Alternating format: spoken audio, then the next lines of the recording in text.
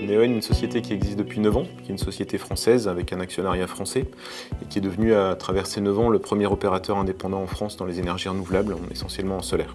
Alors Neoen développe ses propres projets, je pense que c'est extrêmement important de le dire, c'est-à-dire que ce sont des projets qu'on a fait naître nous-mêmes avec nos chefs de projet qui sont proches du terrain, qui sont proches des collectivités locales, ce ne sont pas des choses qu'on achète pour les transformer.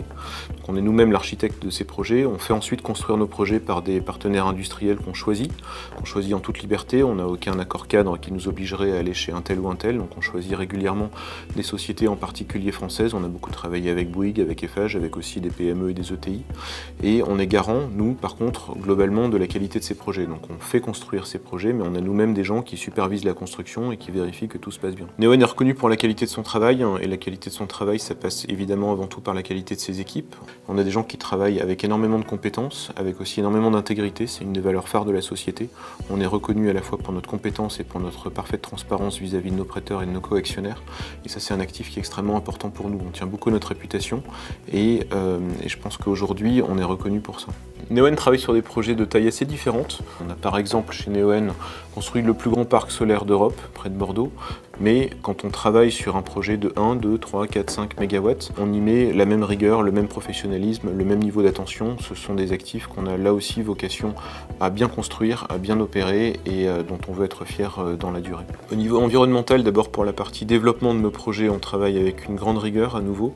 On fait toutes les études faune-flore qui sont nécessaires, on en fait souvent d'ailleurs plus que ce qui nous est demandé pour être vraiment irréprochable. On obtient des permis qui nous sont délivrés par toutes les autorités préfectorales, environnementales françaises. Et donc la partie qui nous revient et qu'on pilote directement, on en est nous-mêmes garants, mais on s'attache aussi à, pour ce qui ne dépend pas directement de nous, à s'assurer que c'est fait avec la même rigueur et le même souci environnemental.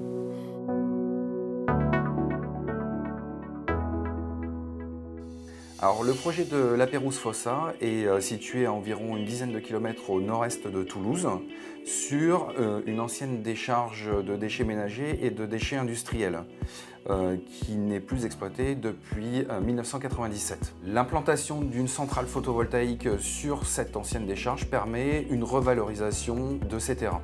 La future centrale s'implantera sur une surface d'environ 5 hectares pour une puissance de 4,9 MW crête. La production estimée est de l'ordre de 6700 MWh par an, ce qui correspond à la consommation d'environ 2900 personnes, sachant que la population de La Pérouse-Fossa est d'environ 2700 habitants.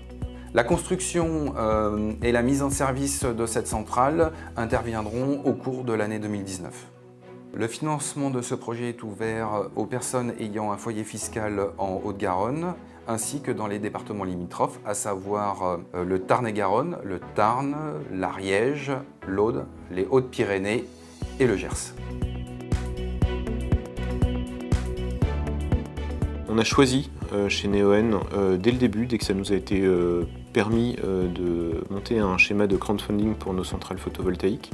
Pour nous, c'est un moyen de créer un lien fort avec le territoire et avec les riverains de ces projets. C'était pas un enjeu strictement financier, puisque notre société, qui est bien capitalisée, avec par exemple la BPI comme actionnaire, n'avait pas besoin au sens financier de coactionnaire, on n'était pas en recherche de fonds, mais on a trouvé que c'était une bonne initiative et on a choisi de le déployer sur tous nos projets.